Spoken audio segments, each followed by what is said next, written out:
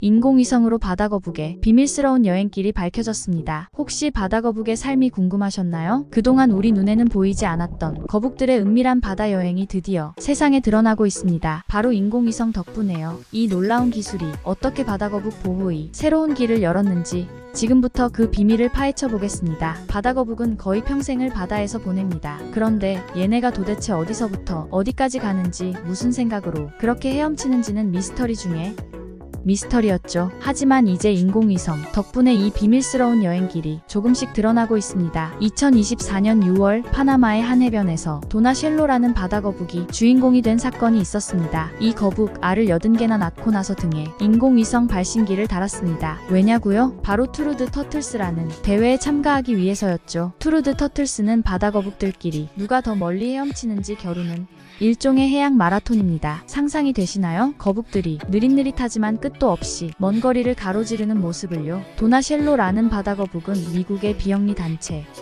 STC 바다거북 보호협회의 대표 선수로 출전했습니다. STC의 생물학자 다니엘 에반스는 도나쉘로가 최소 20살은 됐을 거라고 추측합니다. 어쩌면 80살 혹은 90살일 수도 있다나요?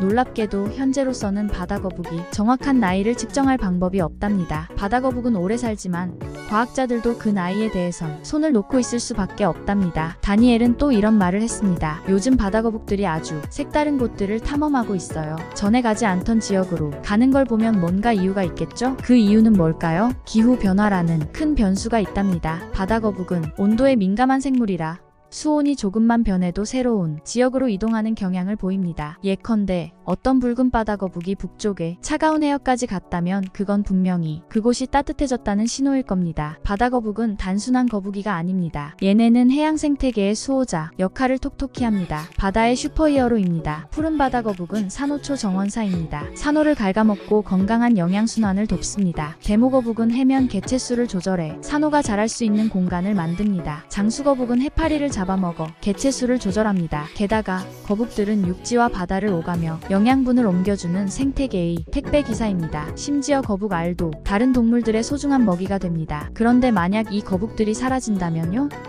바다와 해변 생태계가 큰 타격을 받을 겁니다. 과학자들은 인공위성을 통해 바다거북의 이동 경로, 먹이 활동 지역, 번식지 등을 추적할 수 있게 됐습니다. 이를 통해 기후 변화, 어업 활동, 해양 오염 등이 바다거북에 어떤 영향을 미치는지 분석할 수 있죠. 예를 들어 2018년에는 어린 푸른 바다거북이 바하마 근처에서 서식지를 잃고 있다는 사실이 밝혀졌습니다. 해안 개발 때문이었죠. 연구팀은 거북들의 주요 이동 경로를 파악해 보존해야 할 지역을 우선순위로 지정했습니다. 추적 장치 덕분에 이런 일이 가능했습니다. 송신기로 받은 데이터는 인공위성을 거쳐 연구자들에게 실시간으로 전달됩니다. 거북을 다시 찾아내지 않아도 컴퓨터 앞에서 모든 걸 확인할 수 있다니 얼마나 편리한지 몰라요. 라며 연구자들은 크게 만족하고 있습니다. 하지만 모든 바다거북이 이렇게 보호받을 수 있는 건 아닙니다. 특히 장수거북처럼 국제해역을 떠도는 종은 더 보호하기 어렵죠. 전 세계 바다 중 보호구역으로 지정된 곳은 겨우 3%에 불과합니다. 바다의 대부분은 공해, 즉 누구의 관할도 아닌 지역입니다. 다행히도 2023년에 80개국이 힘을 모아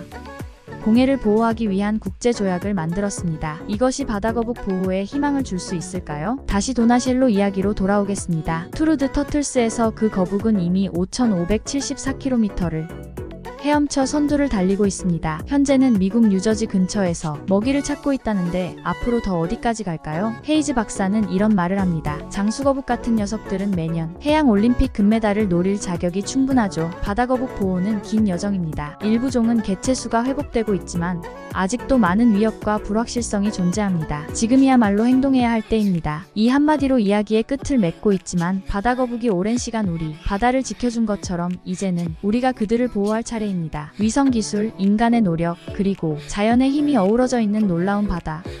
생물들이 계속 헤엄칠 수 있기를 바랍니다.